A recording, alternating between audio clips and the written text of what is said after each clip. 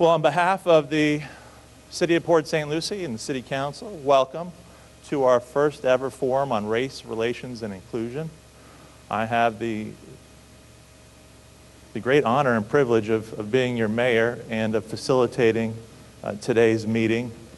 And we just said the pledge, and when did we become a country? You didn't know you were going to get quizzed, did you? But everyone knows this, right? 1776, little thing called the Declaration of Independence.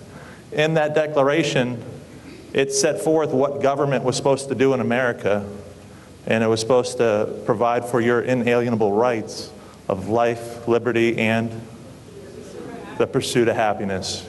And so in that document, it sets that forward, and it also says that the primary purpose of government is to provide for you citizens, your safety and happiness. And that's really what prosperity is that equals happiness. So that's what all government is for in the United States. That's what your city of Port St. Lucie is for, to provide for your safety and your prosperity. We like to think we're doing a good job. We have the safest large city in Florida. And that's not political rhetoric coming from a mayor in election season. That's based on Florida Department of Law Enforcement statistics. You have the safest large city in Florida. How about giving yourselves and your police department a round of applause?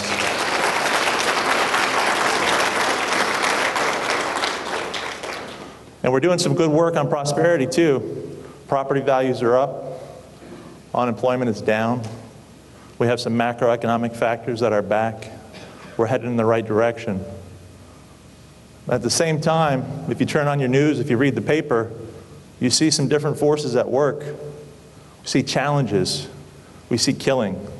We see hate. That could be one of the great challenges of our day. And we can't continue to be the safest large city in Florida. We can't continue to be one of the most prosperous places unless we continue to put our work in. And something that's even more important, and it precedes putting the work in, we have to do something else. And how many people out there we have that are married? Got any married people out there? What's the key to a good marriage? Communication. You got a smart group out here. You guys are spot on this morning. Communication. So even though we're the safest large city and we're working on prosperity, in addition to those external threats, we have to make sure we never get complacent. We have to maintain what we have. We have to enhance it. We got to keep putting our work in. We have to communicate. And that's what today is about, is communication. So this is an opportunity for us to learn from each other and for you to give input on how you would like your city to move forward to make sure that we continue to be not only a city for all ages, but a city for all people. I'm going to turn it over to Rebecca, who's going to then introduce Captain Raimondo. And as Rebecca comes up, just want to celebrate a local St. Lucie County resident who puts her work in, is working every day to give us a better community, the best community that we can have. She's involved in many initiatives, NAACP, MLK, and also fighting gangs. And they are here in St. Lucie County, so that's something that we have to fight on every day. Rebecca, good morning.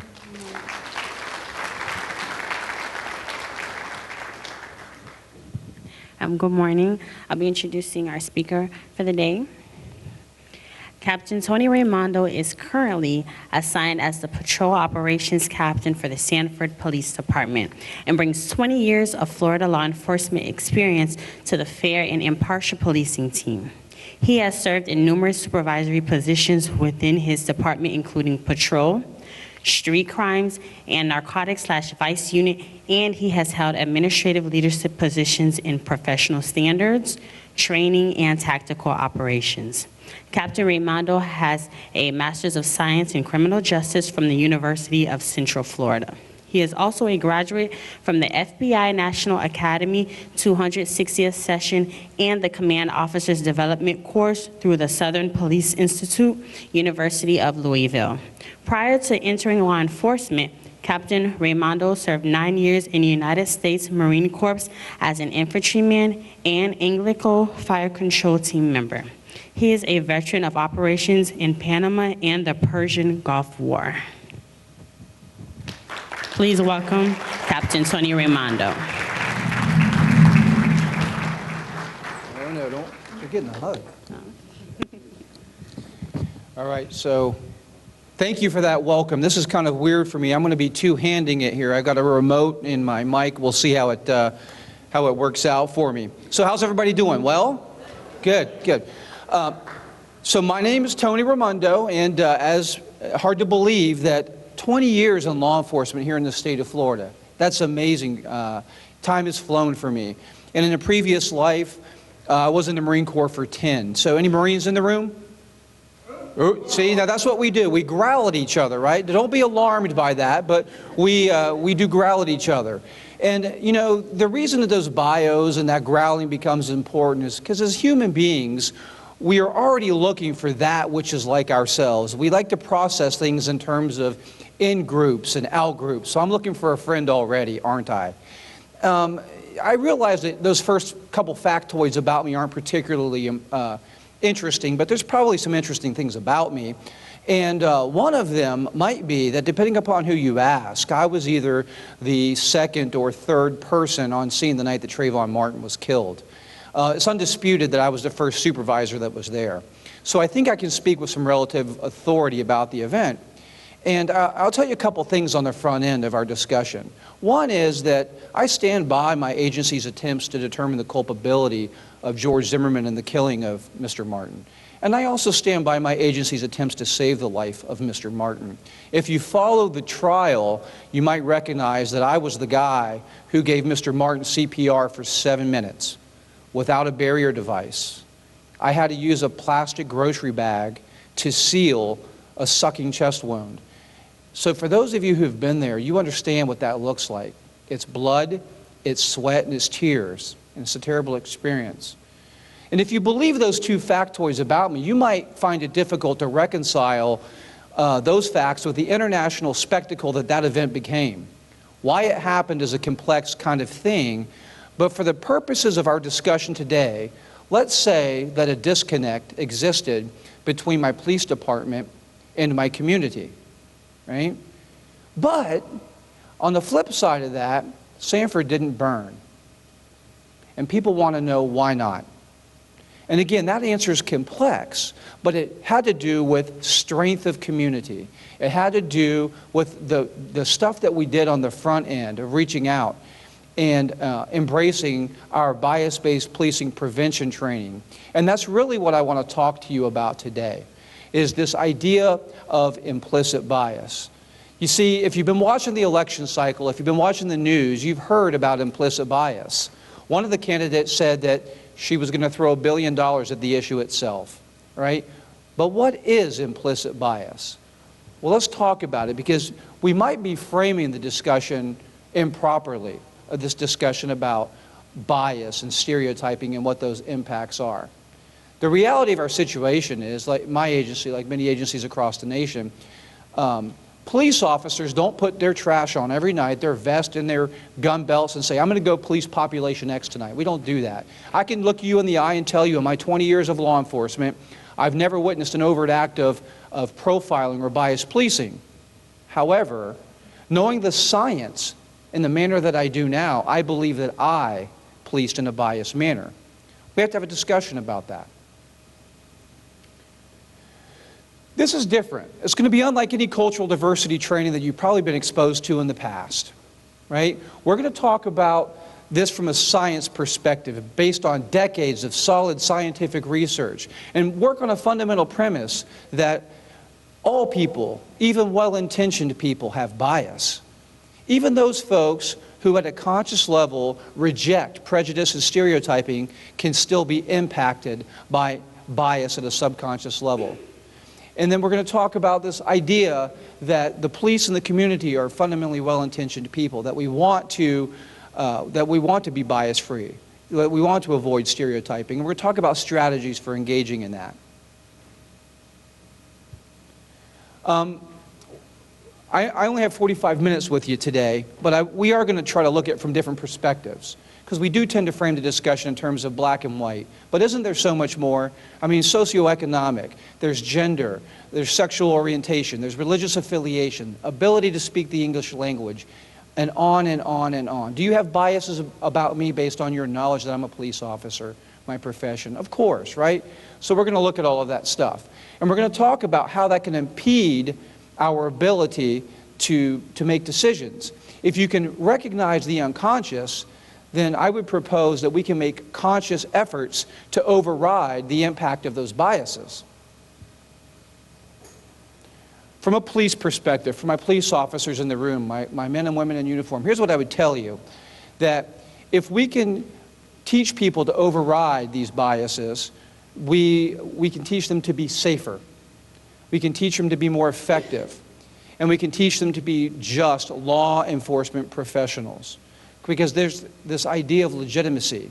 If you've read the 21st Century Policing Report from the President's Task Force, we see that police legitimacy has been enumerated as one of the 6 pillars.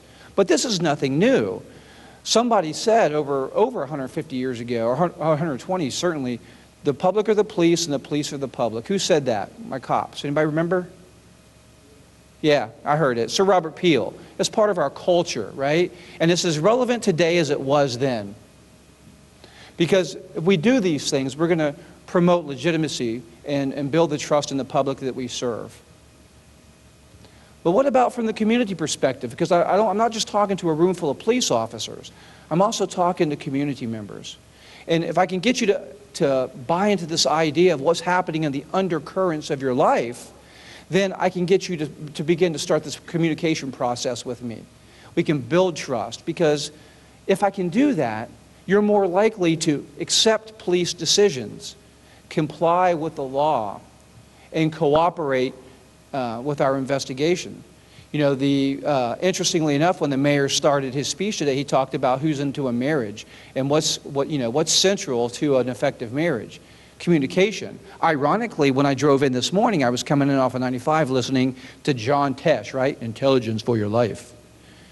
And he said that exact thing. He said, look, he goes, that's what it's about. This is about a two-way process of communication. Because when we reflexively respond to things, what happens? Defensive mechanisms immediately kick into place, and what happens to the discussion? It goes away, doesn't it? We simply can't be effective without the support of the public. Think about what the role of policing is in a democratic republic. This is not like someplace overseas.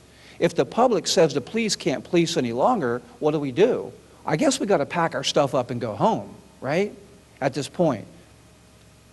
Because recent events, have left police officers particularly feeling castigated. We feel like the crosshairs are on our back.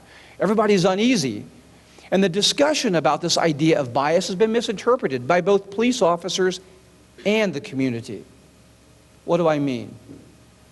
Look, when you walked in the door today, you might have believed that bias, profiling, if you will, from a police perspective, is the product of an ill-intentioned police officer, or the bias is a product of an ill-intentioned person. And if you believe that, you're stuck on the old model. And that's a harmful equation for a couple reasons. Think about it from a community perspective first. If you're a community member and you believed that only the bad cops, the bad people, are producing bias, then B, you feel like you've been profiled or you know someone who has, then A plus B must equal C, which is what? Your perception that the police department must be full of ill-intentioned, racist, bad cops, right? That's bad. Are you going to get trust from that? Never, never. But what if you're a cop? What about a police perspective? Well, if you believe that bias is only a product of an ill-intentioned, bad person, and you believe that B, those people are few and far between in our ranks, because folks, they are, then A plus B must equal C, which is what? Hey, I'm being unfairly castigated. I'm being unfairly targeted. It's not me, it's them. See, police officers see the organizational solution as just isolating those few bad apples and leave me alone. But the problem with that is it does what to the discussion? Again, it stifles it. Defensive mechanisms go up firmly in place, And this dialogue that should be happening between the police departments and the community doesn't happen in the manner that it should. We're trying to reduce defensiveness among community members and police officers so that we can sit at a table and have a discussion about what the impact of bias and stereotyping is. It is gaining widespread acceptance as the new way to address these difficult issues. And again, if you've watched the presidential debates, if you've been watching what's going on in places around the nation, implicit bias has become kind of a center point, a core part of the argument and the road kind of to healing. Because again, say what you want to say about Sanford, but we didn't burn. A lot of that comes from a strength of community that we have built on the front end, right? Other places nationwide that have experienced some angst as a result of high-profile events haven't been that fortunate. I would propose it was at least in part to a fact that they didn't have this discussion on the front end, right? Like you guys are doing right now. It's infinitely easier to have these discussions on the front end, isn't it? You can have them on the back end. If such a crisis befalls you, Chief, we can pull everybody together, we could try to talk, but what's the inference going to be? You're just doing it to check a box. You're just doing it to try to make it right. Too little, too late, right? Let's have the discussion now like we are. So I could help you understand, I could try to help you understand human bias from an implicit bias perspective. What is it? One example that I could give you, I'm sorry I keep walking in front of the screen here with the projector, but I want to make sure I get around, share the love, right? But my name is Tony, right? Tony Raimondo. I'm a third-generation American. My family's from Italy. Actually, I got to tell you, my family's from Sicily, because if you're Italian, that's important. Any Italians in the room? Right? There we go. What's my favorite meal? Right, so pasta, right? So what she did there was she didn't get in her file and go, Tony, Italian, food, pasta. She linked me based on a stereotype that she's heard about Italians. And she said, my favorite meal must be pasta. You see, that is an implicit bias. Now, you were right. And stereotypes tend to be based at least in part on some fact, don't they? Right? Remember, folks, implicit bias can impact you even if at the conscious level you reject prejudice and stereotyping. And here's what the science tells us, is that the mere knowledge of the stereotype itself is enough to invoke the prejudicial response. You don't have to believe it. You don't have to believe that Tony Raimondo, the Italian, likes pasta. You just have to have heard the story, and that's enough to subconsciously provoke a prejudicial response. Understanding that is the first step in overriding the bias. I'll give you a personal example of that as a police officer here shortly. But to understand this idea of implicit bias and why we prejudge people like Susan Boyle, and in fact everyone, you got to ask yourselves these three questions. Let's look at question number one. Whom do we prejudge? Well, we prejudge those people who bring us, well, what the academics would call ambiguous stimuli. Now, ambiguous stimuli, I've got this very, very important word. How do I explain this? I mean, I guess it's a big fancy word for saying that which we don't know, or that which could have more than one meaning to us, for example, right? As a police officer, I'm used to dealing with folks on a regular basis who I'm very careful to remove all ambiguity when I talk to them. Who is it? Anybody want to help me out? Where's the PIO? Who are those people? Yeah, the media. Because the media is not going to let the truth stand in the way of a good story, are they? If I don't give them everything, what are they going to do? Fill in the gaps with their own personal inferences. That's what's going to happen. And people act the same way. As we come in here, look, as a police officer, you have certain judgments about me. You wouldn't guess that I'm this laid-back surfer dude from New Smyrna Beach. That's my thing, right? Most people that even know me don't believe that. But without knowing that little piece of information, you wouldn't know, would you? I told you I'm Italian, third-generation American, right? Where'd my family land? Not Ellis Island, Key West, right? Key West. That's where my grandfather said, we're coming someplace like the old country, right? So, but until you know those little things about me, you're going to fill in the blank with your experiences. That's ambiguous stimuli. Two is what determines characteristics we assign to people? And the answer's up there for you. Stereotyping. Italians must have come in through Ellis Island. I must like pasta. I'm a police officer, so my favorite breakfast food is? Amen.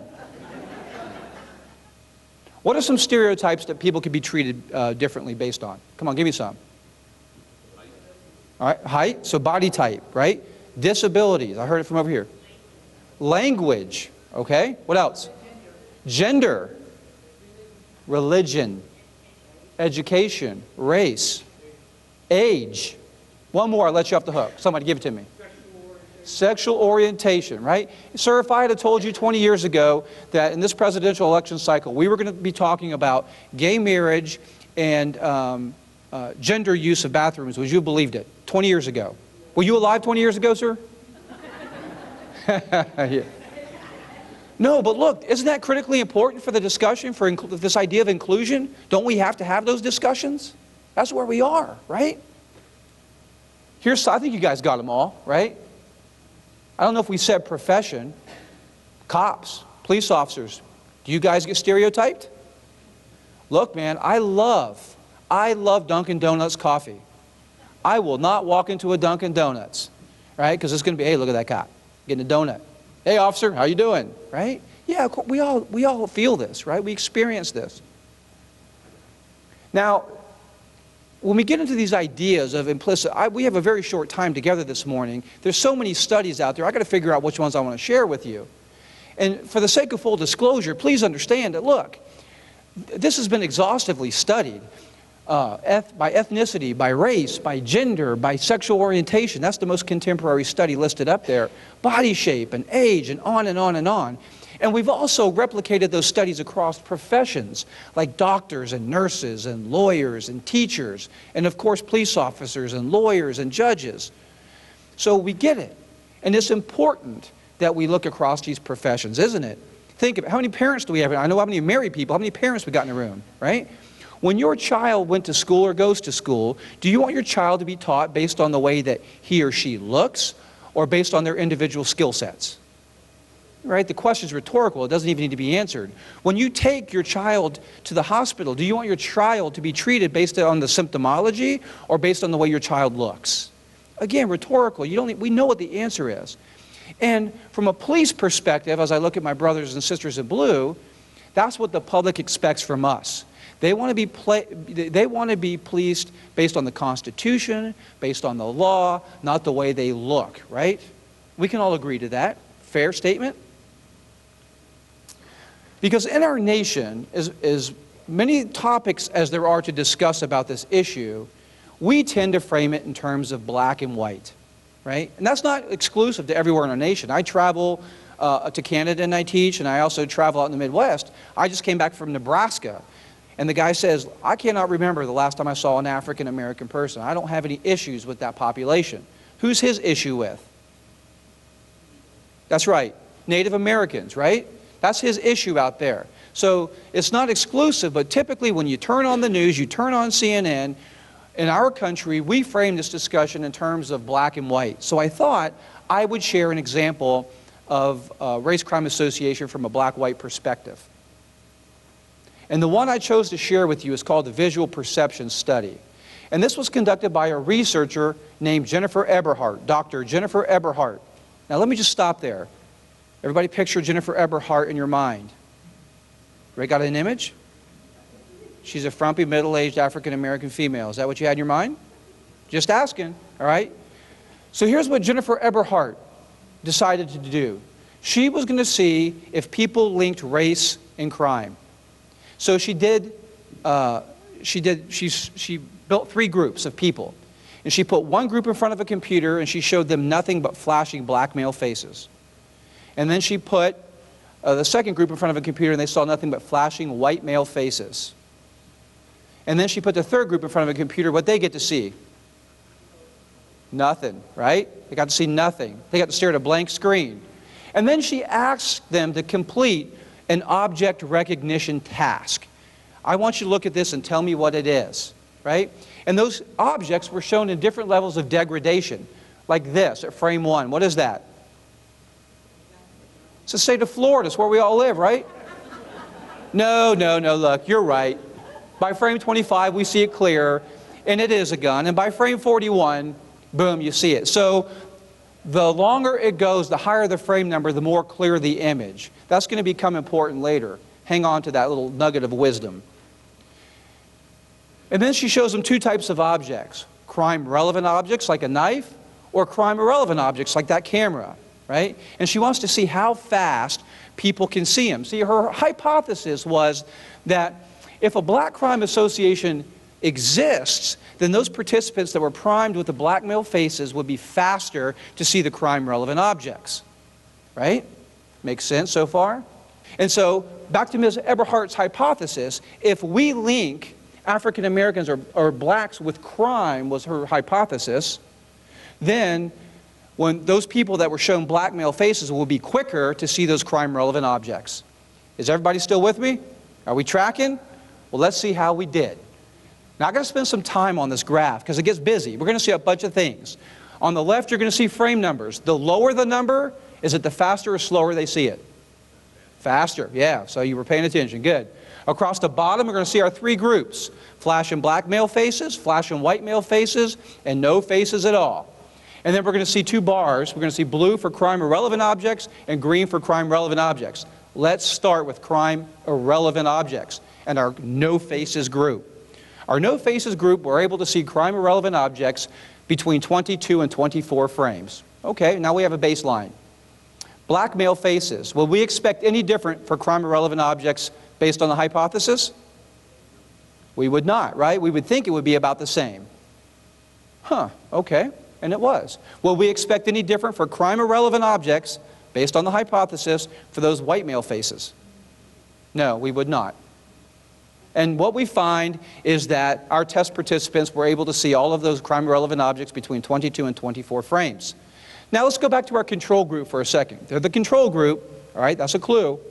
Would we expect any difference for crime-relevant objects? They weren't primed, were they? They weren't primed at all. And we see it was almost identical. Let's look at the flashing black male faces next. Do you think there'll be a difference for crime-relevant objects? Our hypothesis said there should be, so would you expect to see that bar lower or higher? And what about white male faces? Would you expect to see it the same, higher, or lower than the control group? I got the same, I got higher. What do you think?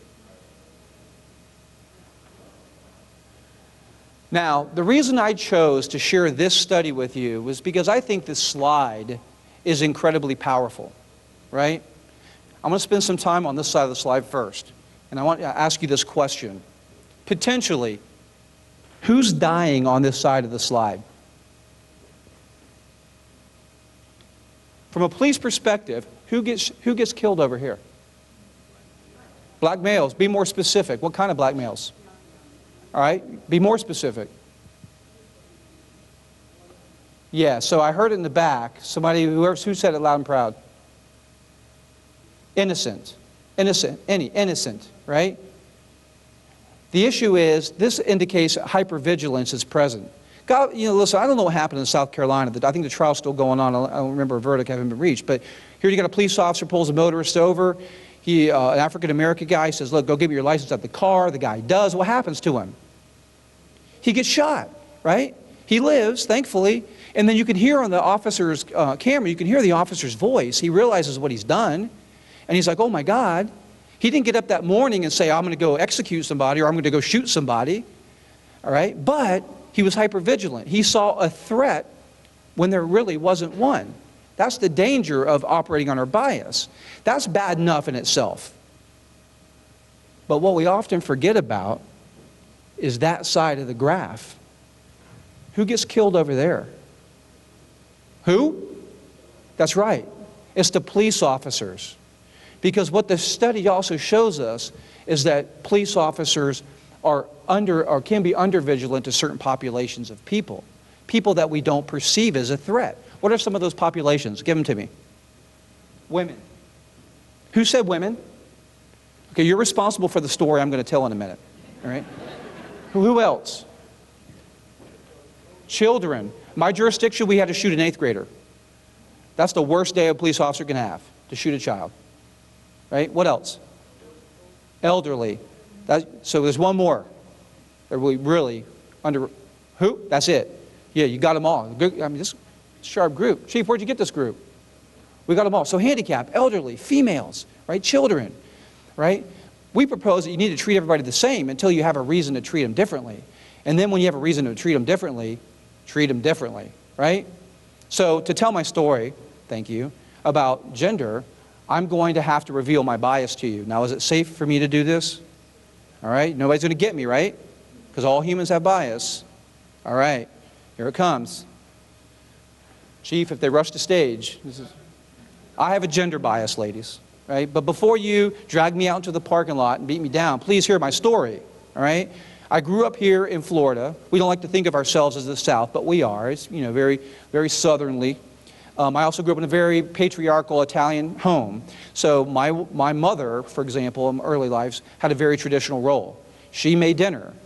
She did all that stuff. She did the housework. But when she came to the dinner table, I was getting on my feet, right? I walked out of an elevator one time before a woman. I can remember it vividly. I was 9 years old. I was in the elevator with my father. It only happened once, all right? I never walk in front of a door. I never walk in front of a woman through a door, for example. Marines, all right? Do we walk under umbrellas? That's right. It's actually against Marine Corps orders. We are amphibious war-fighting gods. We like the water, all right? We can't walk under umbrellas unless you're holding it for a woman. If you're walking on the street with a woman, what side do you walk on, guys? That's right, the curbside, right? So we get all those little anecdotal stories about how I've been programmed across my life. But how does that transpose into me as a police officer? Well, about 15 years ago, I was a field training officer responsible for training a young Latina female. And we got dispatched to a shoplifting in progress. Dime a dozen call for a cop, right? You get 10 or 15 a day. And as fate would have it, I knew the offender by name. Her name was Bernadette. And so as I walked up to the front of the store, I said, "Hey, Bernadette, hold up a second. Manager's called on you. He says you got some stuff don't belong to you." Now, Bernadette recognized me, and she said, "Raimondo, I don't have anything." And do y'all know what a muumuu is? All right, so I'm talking about a long evening gown. Bernadette was wearing a muumuu. And Bernadette gives me the, you ready, ladies? Boom! Right? And she showed me everything the good Lord gave her. Now, knowing what you know about my gender bias and the way I was raised, what did I do? That's right. I looked away because I was raised to respect the modesty of a woman. And it was literally 1 second. I looked away and I said, "Bernadette, secure that." And I looked back, and by the time I had looked back around, my young female trainee had moved to a handcuffing position, turned into a show from Cops. Now I'm catching up to the person I'm responsible for. And we're doing all that cop stuff, checking for proper fit, and we're double locking. And I said, "Letitia, what do you got?" She's armed. Huh? Well, to make a long story short, Bernadette had a fully extended straight razor under her right breast, and she had the stolen items under her left breast, and I saw nothing because my bias would not allow me to see it. So you understand the difference between hyper and low vigilance, under vigilance, and how bias impacts us? And look, implicit bias manifests itself even in non-prejudiced people. We talked about it. I don't have time to share all these examples with you, but I do want to make one note of another study very quickly. I have to. Because we all understand fundamentally this idea that we learn bias. I told you the mere knowledge of a stereotype is enough to produce a prejudicial response. But there's evidence out there to suggest that we're actually biologically hardwired to do it.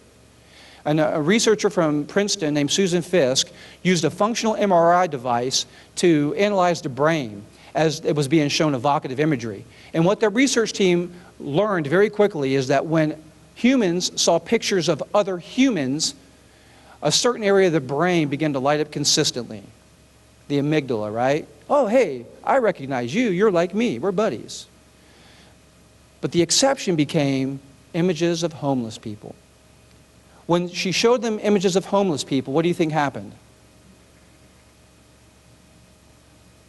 Not only did it not light up, but a different region of the brain became stimulated. The insular region of the brain. Any psychologists in here want to tell us what the anterior insular region of the brain does?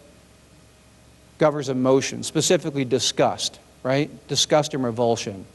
Now look, this is not a foreign concept to us. Think about the last time you were leaving the mall or wherever, and you're at the stoplight, and you got pole position, and there's the homeless person with the sign. What do? Right? You haven't looked in your ashtray in 5 years. But if you're at the pole position leaving the mall and you encounter this homeless person, you're in your business, you're down here looking, you're naturally looking away. The evidence from that example shares with us that we might actually be biologically hardwired, not just learn these behaviors. And listen, when we were living in the forests, it probably served us well. In groups and out groups, right? I'm going along, hey, there's a group of humans. Let's go meet them. Oh, there's a bear. I probably need to go this way. But in 21st century, how well does that serve us? Probably not very well at all, right? I made some people uncomfortable this morning. When I come in, I always work the room a little bit. I talk to people. And I'm kind of a smart aleck, I get it. I met my friend from the University of Florida. I met my friend from Trinidad. I talked to my fellow officers, right? Thought the payroll clerk was back there, turned out to be wrong, right? I went over to my ladies over here. We have some, right? We learned some things. We talked about bean picking and pineapples. But the reason I work a room like that is because I'm trying to get outside of my comfort zone, and I want to meet people that are different than myself, right? It's like that homeless example I gave you just a second ago. I give homeless people money. I do it pretty routinely. My wife sometimes gets frustrated with me. And she'll say, oh, he's just going to go buy a beer or whatever. And when she says that to me, I said, baby, yeah, I get it. I said, but maybe not. And it's also for me. Because I'll always say, hey, what's your name? And if the situation presents itself, I'll say, who do you love most in the world? I got a cell phone. Do you want to call them? Right? And what that does for me is it just helps me center myself, recheck myself, and think of things from a different perspective. The second way is exposure to counter-stereotyping. We have 2 very large mosques in my jurisdiction, and we do a lot of faith-based outreach. And so we targeted our mosques for recruitment of officers and a bunch of things. One of my guys, he's as wonder-bred white as I am, and he's an infantry guy from the Army, fought in Operation Iraqi Freedom. He was so impacted by that community that he's now converted to Islam. But just by spending time with the group, he was able to change his belief patterns. Because if we're able to recognize our biases, we can override them. Think about my Bernadette James story. Boom, there's the moo-moo. If that happens to me today, if anybody walks through that back door and exposes themselves to me, what am I going to do? No. They're getting a full body scan. I'm going to drink it all in. I don't care who you are. Fool me once, shame on me, right? But you're never going to get me with that nonsense again because I know what my bias is. You're not going to get me with that one, right? There's other things you can do as well. Challenge what you think you see because what you see might not really be what you think. You got to recognize your own biases. We've talked about this, but that's not enough. As police officers particularly, we got to be cognizant of not getting pulled into other people's biases, right? We get those calls, 30, 40 times a day. Be advised, see the woman about a suspicious person in the neighborhood. What's suspicious about her, guys? Or suspicious about the person? The way they look, typically, right? In my jurisdiction, one of those people happens to be Mrs. Woodbury. I love Mrs. Woodbury. She's a retired school teacher, African-American lady, but she absolutely does not believe white people should be in her neighborhood between 2 and 4 a.m. on Friday and Saturday nights, because there's only one reason they could be there. What is it? She's absolutely right, right? She's absolutely right. But taking law enforcement actions based solely on that information, I would propose is improper. Consider the viewpoint of the people you're interacting with. That's that communication thing the mayor was talking about. And try to minimize negative impacts with strong communication skills. As cops, as a group, we suck at saying, I'm sorry. We really do. But you don't have to be sorry for what you did because you might be right. But I always tell my guys and gals, you might want to say, I'm sorry for the way I made you feel. I'm sorry for the inconvenience I caused you, but, all right, and then move on. Because it's a very powerful statement. So in summary, because I'm getting that warning like I got to get off the stage now, think about it. Reframe the discussion. If you walked into the door thinking that only ill-intentioned people have biases, and those are the only people that need to change their behavior, then please reconsider. Because I would propose to you that all people, even well-intentioned people, have bias. Even people who consciously reject it. And those things can be implicit, operating in the undercurrents of our lives. If you recognize it, you can override it. And to my fellow law enforcement officers in the room, I would say, look, remember, if you allow your stereotypes to impact your policing, you're going to be less safe, you're going to be less effective, and you're going to be less likely to achieve this idea of legitimacy that we're working towards. And for my community members, what I would tell you is that if you'll buy off on this, if you'll learn to recognize your biases and override them, then you'll be more likely to trust us. You'll be more likely to cooperate with the law, comply, cooperate with investigations. And essentially, that's the down and dirty of implicit bias. I think I probably need to shut it down, and we'll pick up with these questions. But thank you for your time.